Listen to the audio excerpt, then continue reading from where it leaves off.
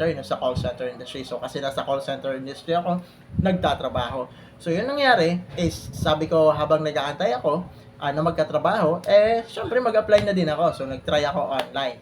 No? So yung ginawa ko, nag-search ako sa YouTube, Facebook, TikTok, and Google na rin ng mga call center company na legit, of course. Ayaw natin ng scam, di ba? So legit call center company. So 10 call